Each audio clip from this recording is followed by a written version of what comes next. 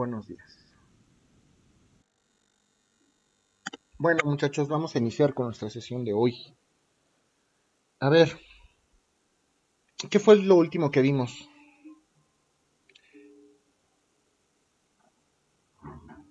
Platicamos no de los elementos del acta constitutiva, porque eso lo vamos a ver el día viernes, pero esto del derecho mercantil internacional, ¿qué fue lo último que vimos?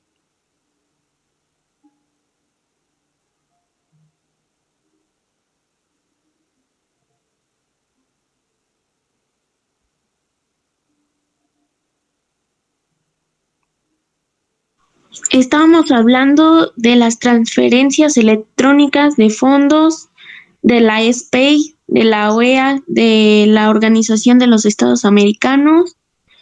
Estábamos viendo también retomando los conceptos de mm, Mantilla Molina y ¿qué más? Mm, Barrera Graf y Ripper. Hablar de conceptos de derecho mercantil, platicamos de algunos autores, los más destacados, Roberto Mantilla Molina, Rocco, Garrigues, Rippert, y finalmente les platicaba yo de Barrera Graf, que desde el punto de vista de un servidor pudiera ser la definición o el concepto más atinado o más completo del derecho mercantil, porque abarca justamente todas las figuras que tendríamos que estudiar por lo menos en este primer curso de derecho mercantil. Les comentaba entonces que Barrera Graf define el propio derecho mercantil como aquella rama del derecho privado que regula los actos de comercio, la organización de las empresas, las actividades del comerciante individual y del colectivo, y los negocios que recaigan sobre las cosas mercantiles. Justamente por eso es que asumíamos que el derecho mercantil, desde el punto de vista de Barrera Graf, abarca justamente el estudio tanto del comerciante, persona física, persona moral, actos de comercio y todo aquello que tenga que ver con las cosas mercantiles. Por eso es que desde el punto de vista de un servidor es la definición o el concepto más atinado de derecho mercantil. Terminábamos de platicar de referir qué pasó con esta discusión en torno a la mercantilidad y al derecho civil y a la unificación del derecho privado con referencia al derecho civil y al mercantil, y concluimos al final que por lo menos aquí en la República Mexicana, a pesar de que el derecho civil y el derecho mercantil forman parte del derecho privado, son ramas autónomas. Lo mercantil se rige por las leyes mercantiles y lo civil se rige por las leyes civiles.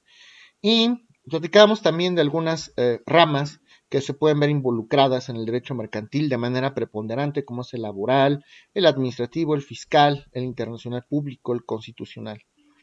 Entonces, el derecho mercantil, al gozar de plena autonomía, obviamente, los propios tribunales, las propias normas sustantivas, adjetivas, los propios procesos mercantiles, entonces van a tener una ley específicamente diseñada para regular justo estos temas ya de manera mercantil o comercial propiamente dicha. Hablar entonces de actos tales como la navegación y el comercio marítimo, las cosas mercantiles, ya significa hablar de temas especialmente mercantiles. Esto lo vimos la clase antepasada incluso. Y referíamos de manera muy general puntos relevantes o puntos importantes en torno al derecho mercantil internacional o al derecho del comercio internacional. Justamente les refería que con este descubrimiento de América, lo que antes se conocía como las Indias, gracias a sucesos como la Primera y la Segunda Guerra Mundial, se comienzan a desarrollar una serie de instituciones, una serie de le, leyes o de tratados internacionales que desde el punto de vista internacional refieren una facilidad por parte de los comerciantes a nivel internacional para desarrollar las operaciones. Hablábamos de los sistemas jurídicos que se aplicaban a nivel mundial y que con base en ellos se retoman algunas ideas para hacer eh, eh, estas instituciones o estas leyes de carácter internacional. Nos referíamos al common law, al sistema germánico románico, del cual formamos parte nosotros, al sistema islámico y algunos países destacados justamente en empezar a hablar de unificaciones, perdón, de legislaciones internacionales en materia comercial. Podríamos referir a Estados Unidos de Norteamérica, donde en Luisiana se desarrolla de manera de proyecto el Uniform Commercial Code, que es un proyecto de código de comercio internacional. que naturalmente no es vigente porque cada país tiene hasta el momento tiene su legislación mercantil. Y también referíamos que para que en México sean parte de estos tratados internacionales que suscribe en algún momento de su vida política o como Estado, tendrá que ser aprobados por el Senado en términos del artículo 133 constitucional. Creo que hasta aquí no hay ninguna duda. ¿O sí tienen alguna duda? Profesor, Sí. entonces, ¿de qué sistema jurídico formamos parte? ¿Del Commonwealth o del derecho español? Bueno, del español. Nosotros somos germánico-románico. Ok, Los, gracias. los países que forman parte del Common Law son Estados Unidos, Inglaterra, Australia, Irlanda, que basan su derecho en precedentes o en algunos otros casos para retomar esos antecedentes de otros casos y aplicarlos a nuevos casos o casos concretos. Nosotros tenemos una influencia bien marcada de los romanos. Cuando Roma y el derecho romano era plenamente vigente, conquista varias provincias, entre ellas España, y cuando España conquista los pueblos o las civilizaciones aquí en América, nos toca a nosotros, Tenochtitlan, todas estas civilizaciones, y cuando somos Nueva España, pues obviamente las leyes que son aplicables, como ya lo vimos en historia, pues son las españolas, que tienen una total influencia pues eh, de las leyes romanas en un momento dado. Tendría que ser. Entonces, hablar de algunos tratados internacionales, que también ya lo vimos la clase pasada, que pueden destacar en materia comercial. Podemos hablar del Tratado de Cartagena, de Sudamérica, podemos hablar de la creación de algunas instituciones como la Comecon, que es la Comunidad Económica Europea. Hablábamos de la Comisión de las Naciones Unidas para el Derecho Mercantil Internacional, que es la famosa CNUDNI.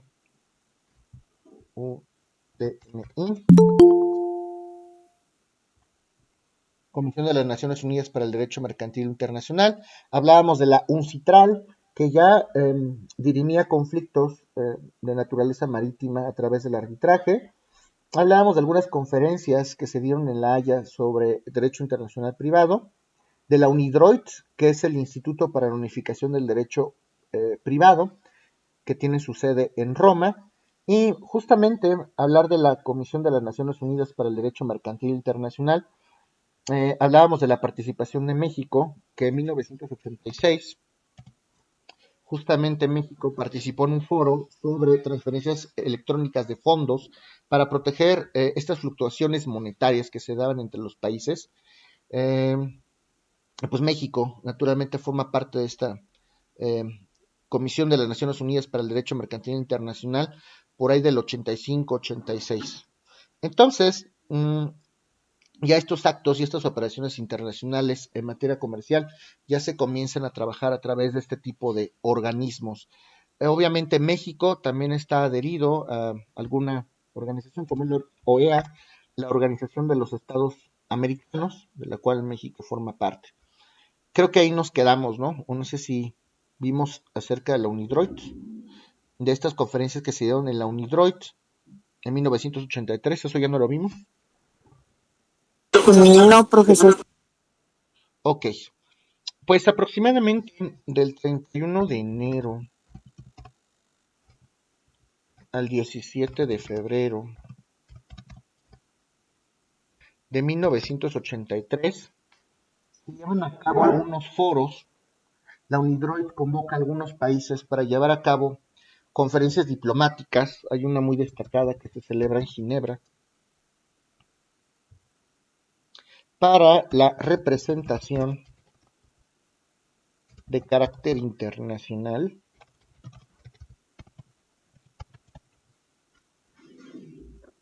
sobre compraventa de mercancías. ¿Qué quiere decir eso?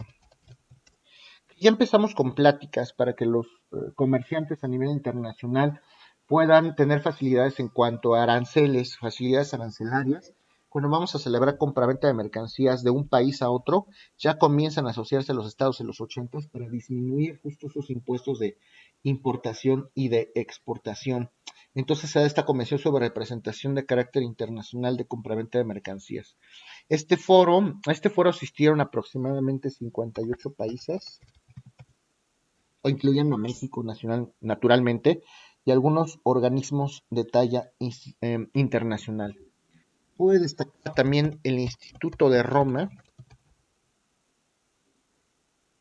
En el Instituto de Roma, acuérdense que también en Roma, donde se platica acerca de la Unidroit, en Roma todavía se habla de una tendencia internacional para poder unificar el derecho privado, y el Instituto de Roma comienza a hacer proyectos comerciales y codificaciones del derecho comercial a nivel internacional. Es decir, en Roma se hacen proyectos internacionales para codificar de manera internacional al derecho comercial, al derecho mercantil. Luego, en mayo de 1988, en Ottawa, se lleva a cabo una conferencia internacional también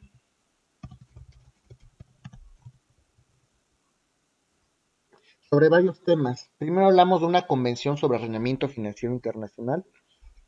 Se los anoto. Convención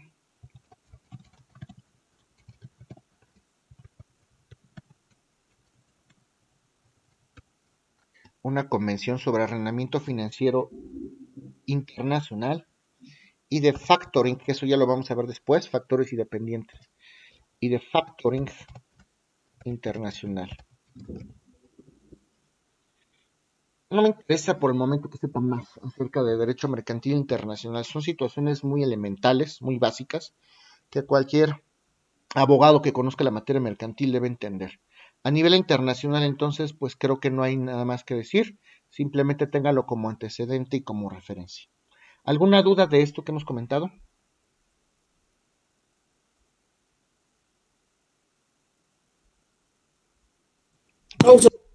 No, maestro. Hoy vamos a platicar, vamos a iniciar un tema por demás importantes, de los temas que pudieran ser más importantes del curso. Vamos a comenzar a hablar de las fuentes del derecho mercantil y de la supletoriedad en derecho mercantil. Son temas que están íntimamente relacionados. Las fuentes del derecho mercantil y la supletoriedad en derecho mercantil. Este tema de las fuentes del derecho, que seguramente lo vamos a retomar en clase porque es importante, se refiere justamente a de dónde surge, de dónde emana, de dónde se genera, de dónde brota, de dónde se crea el derecho. Recuerden que hablar de derecho, de las fuentes del derecho, significa que algún jurisconsulto de la talla, por ejemplo, de Eduardo García Maínez, en Introducción al Estudio del Derecho, por eso seguro ya lo vieron, trata de explicarnos a los estudiantes en derecho de dónde se crean o de dónde surgen o de dónde emanan estas normas jurídicas, y cada vez que nosotros estudiamos alguna disciplina del derecho en particular, tenemos que estudiar las fuentes específicas por materia. Y ahora en derecho mercantil no será la excepción. Tenemos que hablar justamente de aquellas fuentes generadoras del derecho comercial o del derecho mercantil. Por supuesto que hablaremos de la fuente histórica. Eh, Seguramente habrán estudiado en introducción y ya sabrán que hay fuentes formales, fuentes reales o históricas, materiales, directas, indirectas. Hay una más que se maneja en derecho mercantil, que son las cognoscitivas, vamos a hablar de ello. Y al hablar de ley o proceso legislativo como una fuente formal, jurisprudencia, costumbre, usos, doctrina, principios generales del derecho, pues podemos hablar de fuentes. Cada una la vamos a analizar, entonces no tengan premura con esto. Al hablar de la ley como, o proceso legislativo como fuente del derecho mercantil, significa abarcar a los tratados internacionales, abarcar las leyes mercantiles con todos y cada uno de sus elementos, hablar de tratados internacionales, convenciones, reglamentos, como el de registro público de comercio, etcétera. Todo eso lo veremos en su momento. Pero Para empezar vamos a hablar de la supletoriedad del derecho mercantil. Esto quiero que se entienda muy bien. Y vamos a empezar con el siguiente comentario. Como todos ya lo sabemos, las leyes no son perfectas, y menos las leyes mercantiles, porque las leyes mercantiles están adaptadas para satisfacer las necesidades de los comerciantes. Y como sabemos, los comerciantes necesitan cierta celeridad, cierta rapidez en sus procesos y en sus operaciones. De esta manera, a los comerciantes, por ley, se les permite realizar ciertos actos de manera abreviada o de manera conjunta o de manera informal, justamente para que no se pierda la finalidad, que es la obtención del lucro o de la especulación comercial. Ahora bien, las leyes mercantiles, al no ser perfectas, recuerden también que en principio, como parte del derecho privado, el derecho civil y el derecho mercantil formaban parte de una misma rama o de una misma disciplina, que es el derecho privado. Entonces, el derecho mercantil, como ya lo hemos platicado, se desmembra en algún momento del derecho civil, cobra plena autonomía y, lejos de abrogar totalmente nuestro código de comercio actual, la tendencia es hacer leyes mercantiles específicas, autónomas. Ley de navegación, ley de comercio marítimo, ley general de títulos y operaciones de crédito, ley del contrato de seguro, etcétera. Entonces, se opta por la autonomía en derecho mercantil. Sin embargo, cuando se hacen las leyes especiales y además cuando se hace el propio código de comercio, nos damos cuenta de que hay algunas lagunas. ¿Por qué? Porque el legislador o los legisladores, que recuerden que la materia mercantil es federal, la legisla el Congreso de la Unión en materia federal, cuando al legislador se le ocurre hacer las leyes mercantiles, asume o da por entendido que nosotros ya conocemos ciertas figuras del derecho civil que son aplicables plenamente al derecho privado, incluyendo al derecho mercantil. Por ejemplo, el tema de la capacidad en derecho.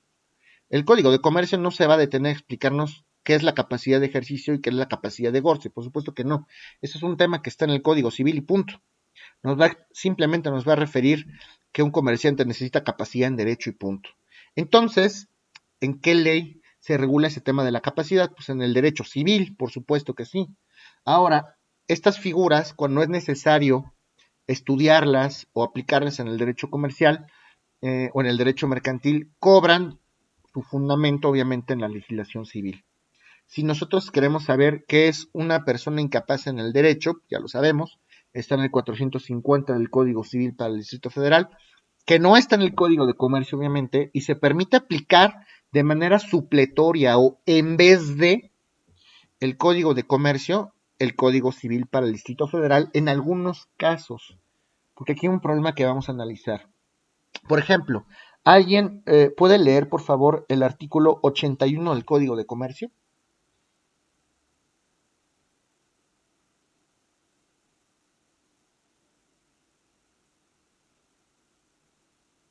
Artículo 81 del Código de Comercio. Y de aquí en adelante, tanto en presencial como en virtual, necesito que todos lleven ahora sí su agenda mercantil, que ya llegamos a esto.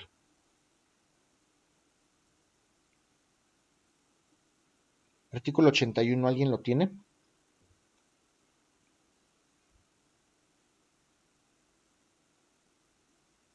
Quien sea.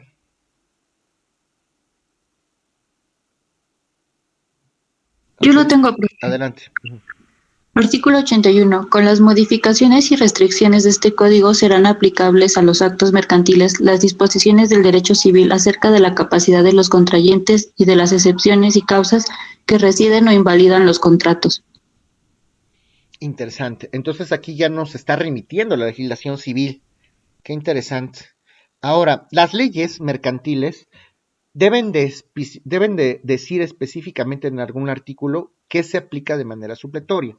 Ahora bien, podemos entender que de manera general, la ley mercantil por excelencia es el Código de Comercio.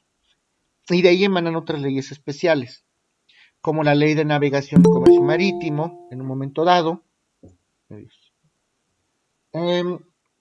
como la Ley General de Títulos y Operaciones de Crédito, etcétera. Y va a ser importante, a ver, ¿qué dice el artículo 2 del Código de Comercio? Para que platiquemos concretamente de esto. Artículo 2 del Código de Comercio. Y me... Se lo leo, Sí, maestro. por favor. Ujú. Dice, a falta de disposiciones de este ordenamiento y las demás leyes mercantiles, serán aplicables a los actos de comercio las de derecho común contenidas en el Código Civil aplicable en materia federal. Derecho común significa derecho civil. Entonces ya nos está diciendo el Código de Comercio que para todo aquello que no esté previsto u ordenado en el Código de Comercio, vamos a aplicar en su lugar o de manera supletoria el Código Civil Federal, que es la ley. Recuerden que el Código de Comercio es la ley mercantil por excelencia, la ley general, pero hay leyes específicas que contienen reglas especiales y en derecho mercantil va a prevalecer un principio. Prevalece la ley especial sobre la general. Por ejemplo, si yo estoy hablando específicamente de títulos y operaciones de crédito, pues tengo que atenerme al contenido de la Ley General de Títulos y Operaciones de Crédito. Y si ya la Ley General de Títulos y Operaciones de Crédito no lo aclara, aplico el Código de Comercio, que me remite, como ya lo vieron, al Código Civil Federal. Por ejemplo, alguien puede leer también el artículo 2, pero de la Ley General de Títulos y Operaciones de Crédito. Ley General de Títulos y Operaciones de Crédito. Para que vean qué diferencia hay, porque sí hay diferencia. Se lo leo, maestro. Adelante. Dice, los actos y las operaciones a que se refiere el artículo anterior se rigen, primero, por lo dispuesto en esta ley y en las demás leyes especiales relativas en su defecto. Segundo, por la legislación mercantil general en su defecto. Tercero, por los usos bancarios y mercantiles y en defecto de estos. Cuarto, por el derecho común, declarándose aplicable en toda la República para los fines de esta ley el Código Civil del Distrito Federal. Entonces aquí ya tenemos un gran conflicto, no sé si ya lo detectó alguno de ustedes. Al final, la Ley General de Títulos y Operaciones de Crédito me está remitiendo al Código Civil para el Distrito Federal. Entonces, ¿a quién le hago caso? ¿Al Código de Comercio o a la Ley General de Títulos y Operaciones de Crédito? ¿Qué opinan? Ahí más bien sería, maestro, cuando llegara a haber ese tipo de laguna en su propio código, ¿no? Por ejemplo, aquí en la Ley General de Títulos y Operaciones, si no se alcanza a resolver ahí, es dirigirnos al Código Civil. ¿Pero cuál? ¿El federal o el Distrito Federal? El federal. ¿Por qué el federal si la Ley General de Títulos y Operaciones de Crédito me manda el código para el Distrito Federal? ¿Lo acabas de leer? ¿Ya viste cuál es el problemita? Sí, ¿Cuál aplico? ¿El Código Civil Federal que me dice que aplica el Código de Comercio? ¿O el del Distrito Federal que me dice que aplica la Ley de Títulos de Operaciones? es que no lo especifica. ¿Ustedes qué opinan? Ya les di la respuesta hace ratito, pero a ver, ¿qué opinan?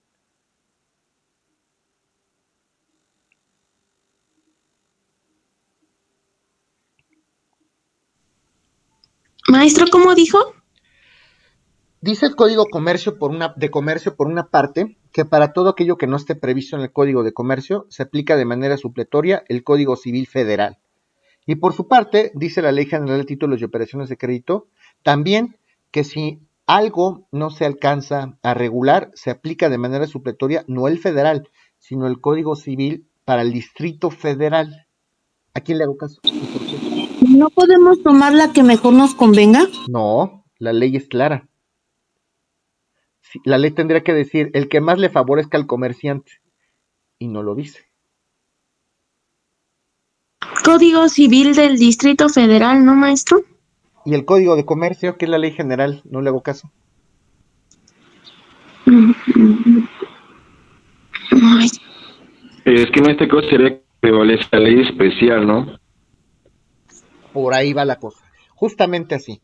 Si nosotros estamos refiriéndonos a un tema específico o en especial, como es el caso de los títulos de operaciones de crédito, si estoy hablando específicamente de una operación de crédito, como el reporto, como el fideicomiso, que está regulado en la Ley General de Títulos y Operaciones de Crédito, pues le hago caso a esa ley. Específicamente en ese tema, se aplica supletoriamente el Código Civil para el Distrito Federal. Si hablamos en materia general de las obligaciones de los comerciantes previstas en el Código de Comercio, pues aplico el Código Civil Federal. ¿Sí me doy a entender? Si estoy hablando de una materia en especial, va a prevalecer lo que diga la ley especial. Si estoy hablando de un tema general previsto en el Código de Comercio, en materia mercantil general, aplica de manera supletoria el Código Civil Federal, porque además la materia mercantil es federal. ¿Sí me explico? Sí, entonces, ¿cuándo se aplica lo del Código Civil del Distrito Federal, maestro? Eso no me quedó Cuando tan lo claro. diga específicamente una ley Ah, ok. mercantil, como es el caso de la Ley General de Títulos y Operaciones de Crédito. Esa ley en específico, que es mercantil, dice que se aplica el del Distrito Federal. Ahí le tengo que hacer caso a esa ley. Y de manera Ok. general, que es el Código de Comercio, que son derechos y obligaciones de los comerciantes en general, aplico el Código Civil Federal. Solo conocer una ley especial y esa ley especial me indique que aplico supletoriamente otra en vez del Código Civil Federal, le hago caso a la ley especial. La ley especial prevalece sobre la general en materia mercantil. ¿Sí está claro? Sí, maestro. Profesor, entonces, en resumen, por así decirlo, sería que la supletoriedad del derecho mercantil sería hacer lo que dice la ley especial para ver a cuál nos refiere. Hay que atender, por supuesto, a la ley especial y si hablamos de manera general, o sea, si el Código de Comercio, hay que atender a la legislación federal, Código Civil Federal. Y sí, así como lo está diciendo. Por ejemplo, otros ejemplos que también otra fuente bastante importante y por excelencia fuente del derecho mercantil son los usos y las costumbres. Los usos y las costumbres, que específicamente en materia mercantil cobran una importancia relevante. Y la propia ley mercantil especial tiene que autorizarme utilizar los usos y costumbres como fuente autónoma o supletoria del derecho mercantil. Y sí sucede esto, ¿eh? Podemos consultar, de hecho, la propia Ley General de Títulos y Operaciones de Crédito, ahorita que lo leyó Enrique, estaba sugiriendo también que son aplicables los usos bancarios y comerciales de manera supletoria, antes justamente que el Código Civil para el Distrito Federal. Si analizamos, por ejemplo, el artículo 6 de la Ley de Instituciones de Crédito, habla justamente de la regulación de los bancos, pues también nos va a remitir a la aplicación de manera supletoria de los usos y las prácticas bancarias y al Código Civil para el Distrito Federal. Otro ejemplo es la Ley General de Actividades, Ley General de Actividades y organizaciones auxiliares del crédito. Ley General de Actividades y organizaciones auxiliares del crédito. También ahí se permite utilizar usos y costumbres. El propio artículo 6 de la Ley de Navegación y Comercio Marítimo. También se permite la aplicación de los usos y de las costumbres, usos marítimos. Nos remite, y de hecho esta ley también nos remite en parte el Código de Comercio. Está la ley sobre el contrato, les doy ejemplos para que sepan en qué casos, ¿no? Ley sobre el contrato de seguro,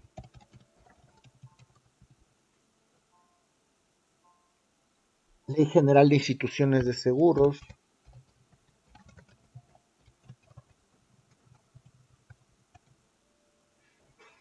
donde también se prevé la aplicación del Código Civil para el Distrito Federal, la Ley de Vías Generales de Comunicación,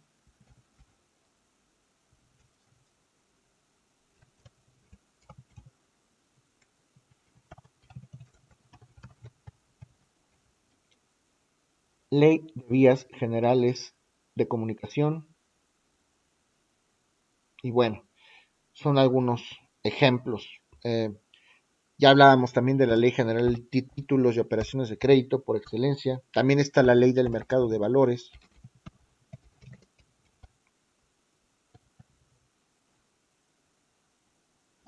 Ya hablamos de la Ley de Instituciones de Crédito. ¿Qué otra? Ley de Sociedades de Inversión.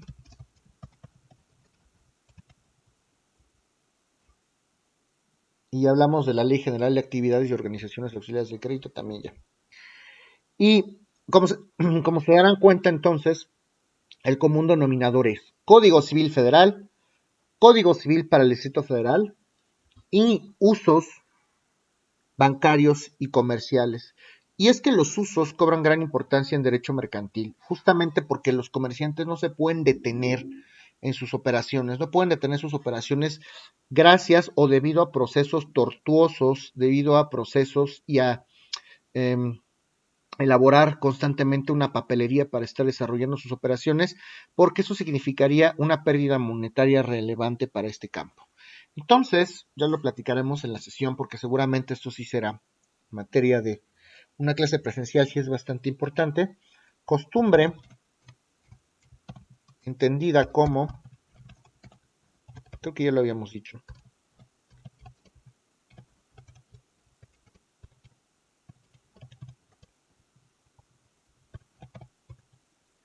inveterato consuetudo opinio juris eum necessitatis, que esto es costumbre en latín.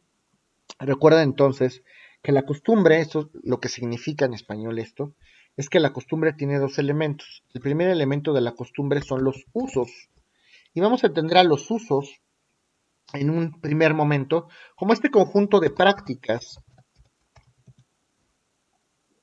reiteradas en la sociedad. Esos son los usos. Para que sea costumbre necesitamos un segundo elemento. Esas prácticas deben de ser reconocidas y aceptadas por la sociedad. ¿Está claro? ¿O alguien tiene alguna duda? Profe, yo tengo una duda, pero está como un poco independiente a lo que ahorita ya está diciendo. A ver, cuéntame. Eh, una asociación civil, ¿en qué ley se rige? Eso es civil, no es mercantil. Como les platiqué, Ok. hay una, de hecho hay leyes civiles, hay una ley de asociaciones civiles, ahí puedes regularla. O ley general de instituciones de asistencia privada, que son leyes que vas a encontrar en la agenda civil, por ejemplo, pero no son parte del derecho mercantil porque su finalidad, pero para nada es la obtención de lucro, ¿ok? Sí, profe, gracias. Sí, ¿alguien más? Profesor, igual esto es inherente a lo que está explicando, pero me queda todavía la duda de en qué fecha se separó el derecho mercantil del civil. ¿En qué fecha, qué, perdón? ¿En qué fecha se separa el derecho mercantil del civil? Pues no hay una fecha en especial, mi estimado Luis. Como verás, y justamente por eso estudiamos la historia del derecho mercantil, ha sido un proceso histórico bastante tortuoso para todos aquellos que forman parte del gremio del comercio. Y de hecho te puedo decir que todavía ni siquiera se acaba esa discusión. Lo hemos visto justo ahorita cuando hablamos de derecho mercantil internacional, que todavía en Roma hay bastantes discusiones en torno a si el derecho civil o el derecho mercantil todavía forman parte de una sola rama y que tendría que ser derecho privado. Aquí en México nosotros decidimos justamente que el derecho civil y el derecho mercantil fueran autónomos, que cada uno fuera independiente, a pesar de que ambos son parte del derecho privado. Pero pues, así como hay leyes mercantiles, hay leyes civiles en México y ha sido parte de un proceso histórico. A lo mejor el día de mañana, pues retrotraemos y queremos unificar, que no lo creo, por lo menos en México se ve que no vamos hacia allá, pero en otros países, en Europa sí está muy marcada esta tendencia, ¿ok? O sea que como tal no hay una fecha en específico para declarar que se separaron estas ramas. Así es correcto. Ujú. Muchas gracias, profesor. Claro que sí. ¿Alguien más? Maestro, yo no le entendí muy bien de los códigos del civil del Distrito Federal, o sea que nada más en casos especiales lo que diga la ley general, este, los va como a desplegar o cómo. A ver, te lo platico de la siguiente manera. Las leyes mercantiles no son perfectas. Tienen deficiencias y además dan por sentado que por el simple hecho de saber derecho mercantil sabemos derecho civil. Eso quiere decir que los legisladores que hicieron las leyes mercantiles asumían que el abogado ya tenía que saber derecho civil, porque hay ciertos temas que se explican en las leyes civiles y que no se explican en las leyes mercantiles, pero que están íntimamente relacionados, como el tema de la capacidad que estaba mencionando. La ley general mercantil es el propio Código de Comercio. Esta es la ley marco o la ley general de donde emanan todas las leyes especiales mercantiles. Y cuando haya algo que suplir del Código de Comercio, vamos a aplicar en su lugar el Código Civil Federal, específicamente el Código de Comercio. Cuando queramos aplicar la supletoriedad, es decir, una ley en vez de otra, en las otras ramas específicas en materia mercantil, tenemos que ver qué dice cada ley. Por eso ahorita les di tantas leyes. Hay que ver qué dice en específico esta ley.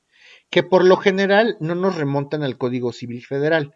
Por lo general ya las leyes especiales nos remontan al Código Civil para el Distrito Federal y a los usos y las costumbres. La moraleja es que si voy a aplicar una ley supletoria al Código de Comercio es el Código Civil Federal. Y cuando hablemos de leyes especiales mercantiles hay que ver qué dice cada una, pero por lo general se aplica el Código Civil para el Distrito Federal o en su defecto los usos y las costumbres. ¿Sí me explico? Sí, maestro, está bien. ¿Ok? ¿Alguien más? En pocas palabras, el mercantil se apoya de lo civil en cuando el mercantil haga lagunas o fallas. ¿No es así? Sí, la materia civil se aplica a la mercantil cuando la mercantil tenga lagunas, no fallas, cuando haya algo que no dice la ley mercantil. Pero me lo tiene que permitir expresamente la ley, y en este caso sí sucede. Vean ustedes el artículo 2 del Código de Comercio, 2 de la Ley General de Títulos y Operaciones de Crédito, 6 de la Ley de Instituciones de Crédito, etcétera. ¿Okay? ¿Sí me doy a entender o no? Sí, profesor. Bueno, y entonces vamos a darnos cuenta que hay varios tipos de usos. Podemos hablar de los usos interpretativos, de los usos convencionales, de los usos normativos y generales. Todos nosotros interpretamos la ley de una manera diferente, seamos abogados o no. Los propios comerciantes interpretan la ley, interpretan el Código de Comercio. Es más, crean sus propios usos y costumbres. De repente un comerciante dice, a ver, yo no quiero manejar dinero en efectivo, voy a hacer unos vales en mi comercio eh, para simbolizar el dinero porque es peligroso. Y se le ocurre a alguien, y entonces ya ese comerciante está interpretando la ley a su manera. Y de repente tu comerciante ve que le está sirviendo este método al otro comerciante. Mira, este comerciante está utilizando valecitos en su negocio para no estar manejando dinero en efectivo porque es peligroso. Le voy a copiar. Y empiezan a copiar estas figuras de comerciante a comerciante. Y si se fijan, uno empezó interpretando la ley a su manera y creando un uso. Esos son los famosos usos interpretativos, que posteriormente se vuelven verdaderas normas generales del derecho comercial. ¿Ok? Cuando nosotros realizamos un contrato o un convenio de naturaleza mercantil, nosotros obviamente manejamos cláusulas. Recuerden que las cláusulas son el contenido obligacional de los contratos. Y entonces estaremos hablando de usos convencionales, aquellas prácticas que los propios comerciantes documentan en contratos o en convenios. Si yo quiero documentar y darle la fuerza legal a un uso, lo puedo hacer en un contrato y eso será un uso convencional. ¿Sí está claro o no?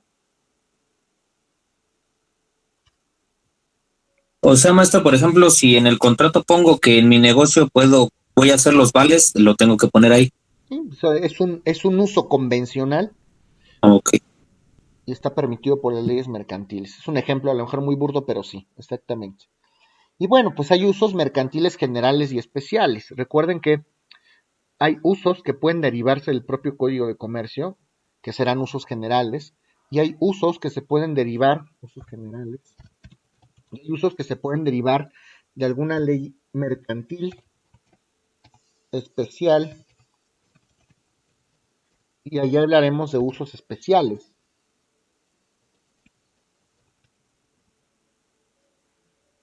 Entonces, ya lo analizaremos en clase. Bastantes son las fuentes que se tienen que analizar a la luz del derecho mercantil.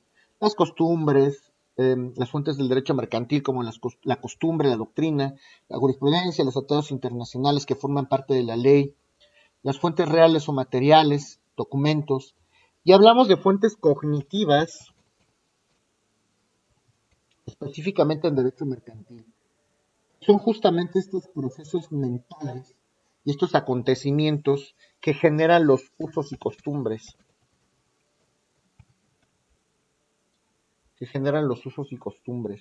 Es decir, la idea de crear ese valecito famoso es una fuente cognitiva.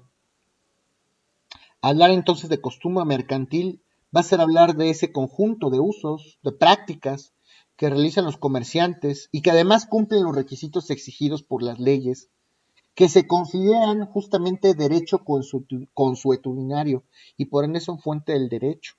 Hablar de usos mercantiles es hablar de normas de derecho objetivo, que además son creadas para que se observen de manera paulatina, repetida, uniforme y constante, para que los comerciantes las apliquen en sus propios negocios. O sea, todo esto es importante. De todas maneras, voy a retomar este tema de manera presencial porque sí hay mucho que decir. ¿Tienen alguna duda de esto que hemos comentado? De las fuentes del derecho mercantil, de los usos y costumbres, de la supletoriedad. ¿Tienen alguna duda? Yo, profesor. Adelante. Bueno, en el caso de las fuentes cognitivas, ¿estas son las que emanan de los usos y costumbres? Las fuentes cognitivas son procesos mentales, es una idea que se le ocurre a un comerciante para formar un uso, para crear un uso, en pocas palabras.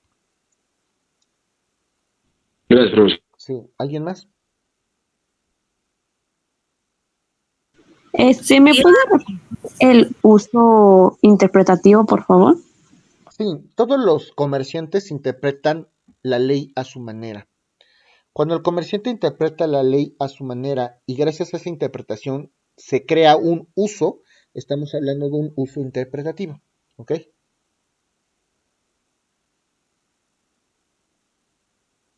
Belén, creo que por ahí tenías alguna duda. Sí, es que, por ejemplo, ahorita lo que estaba mencionando de las fuentes cognitivas sería algo similar como al tipo de usos convencionales. Los usos convencionales son aquellos usos o prácticas que se plasman, que se refieren, que se insertan, que se transcriben en un contrato o en un convenio mercantil. Ok, entonces es que creo que me confundí y anoté lo otro en convencionales. Gracias. Sí, claro que sí. ¿Alguien más?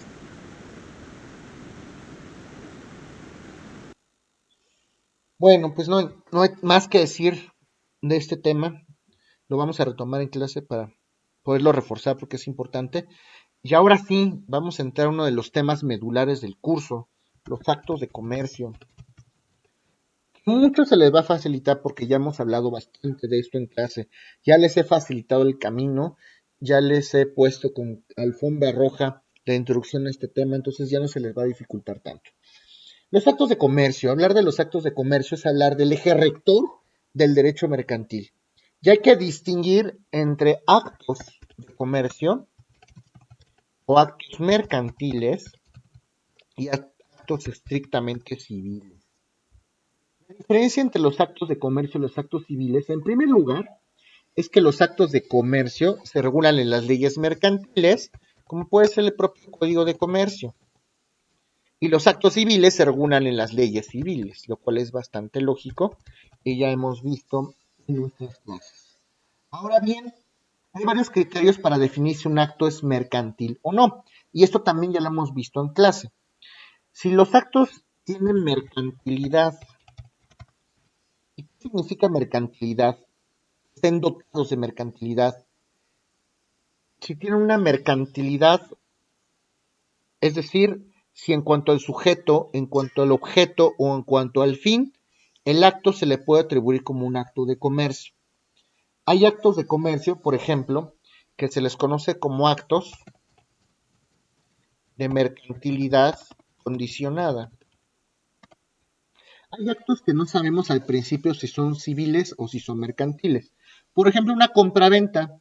La compraventa se rige en el Código Civil, es un contrato civil, pero la compraventa también puede ser mercantil, atendiendo los criterios que hemos visto en clase. Si, por ejemplo, una de las partes que interviene es un comerciante, por el sujeto, una sociedad anónima que es un comerciante en derecho mexicano, derecho positivo mexicano, entonces esta compraventa va a ser mercantil.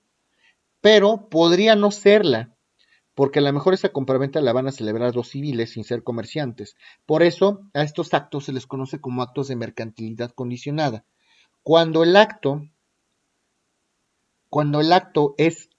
puede ser mercantil o no puede ser mercantil. Y si el acto se vuelve mercantil, entonces su mercantilidad está condicionada al sujeto, al objeto, o al fin, o a la finalidad. Son estos actos jurídicos de mercantilidad condicionada son actos que están previstos tanto en las leyes civiles como en las leyes mercantiles. Por eso no sabemos a primera vista si es un acto civil o es un acto mercantil. ¿Cómo lo sabemos? ¿De qué manera se condiciona su mercantilidad? Si interviene un sujeto en la operación mercantil, si interviene un comerciante, entonces sí es un acto mercantil. Si el objeto es la especulación comercial o obtener el lucro, el ánimo de obtener el lucro, entonces es un acto mercantil por el objeto o por la finalidad. Si la finalidad o el bien materia del acto es una cosa mercantil como una acción, como un título de crédito, como un pagaré, como un cheque, entonces el acto es mercantil. Entonces, por el sujeto, por el objeto y por el fin. ¿Sí está claro o no está claro? En el caso de actos de mercantilidad condicionada, tienen aspectos, ya sea el sujeto, fin y objeto, ¿no? Es un acto que al principio podría ser mercantil o no. ¿Cómo vamos a saber si es mercantil? Pues porque interviene un comerciante, o porque el objeto es un título de crédito, o porque la finalidad es la obtención del lucro. Si interviene cualquiera de esos factores, sí es mercantil, si no, no. Por eso, como puede ser mercantil o no, se le conoce como de mercantilidad condicionada. ¿Ya me di a entender? Sí, profesor. Y hay actos también que son absolutamente mercantiles. Absolutamente mercantiles. Estos actos son absolutamente mercantiles, son actos que establecen las propias leyes mercantiles, específicamente mercantiles. Por ejemplo, si analizan ustedes la Ley General de Títulos y Operaciones de Crédito, Ley General de Títulos y Operaciones de Crédito, operaciones de crédito son actos específicamente mercantiles, como el reporto, como el fideicomiso. Son actos que ya la propia ley mercantil asume que son mercantiles porque solo existen en las leyes mercantiles, no existe el fideicomiso, no existe el crédito simple, ni de habilitación ni había en las leyes civiles. ¿Sí me doy a entender o no? Sí, profesor.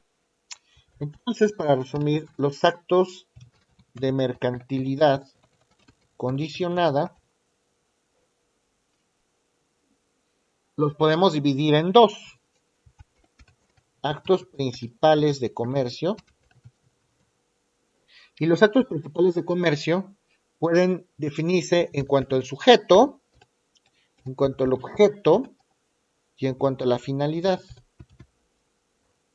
Y los actos, en segundo lugar, los actos accesorios o conexos, que pueden ser los actos de mercantilidad condicionada, aquellos que se pueden sumir como mercantiles o no.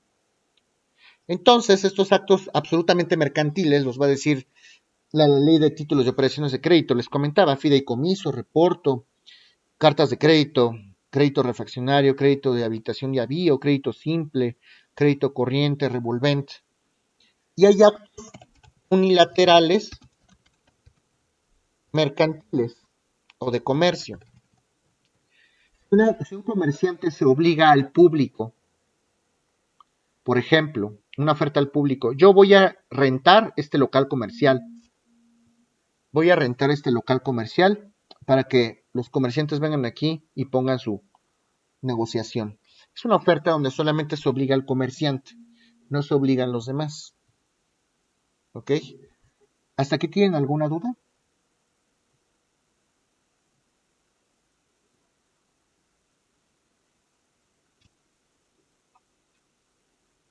Maestro, ¿los actos Profesor, accesorios cuáles eran? ¿Los cuales qué, perdón? Los actos accesorios. Accesorios o conexos son los actos de mercantilidad condicionada. Los actos que al principio pueden ser, no sabemos si son mercantiles o civiles. Ah. Vamos a definir la mercantilidad por el sujeto, por el objeto, por el fin.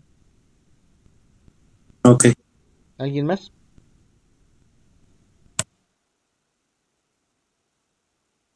Ok, Profesor, yo. sí. Los actos absolutamente mercantiles, ¿cuál dijo que los iba a regular? ¿La ley? Ley General ¿Cuál? de Títulos y Operaciones de Crédito, por ejemplo. Gracias. ¿Alguien más? Bueno, ya estamos muy próximos a platicar del artículo 75 del Código de Comercio. La semana que entra, seguramente de este viernes en 8, para quien quiera hacerlo, es voluntario. Si alguien me dice el artículo 75 de memoria del Código de Comercio, le voy a dar un punto en el examen escrito. Es optativo, naturalmente, porque ya es lo siguiente que vamos a platicar. ¿Ok? ¿Tienen dudas de la sesión del día de hoy?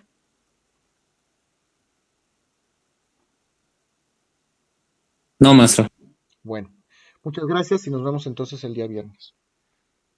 Gracias, Buenas igualmente. noches. Nos vemos, Gracias. Gracias. Gracias, hasta luego. Hasta luego. Gracias.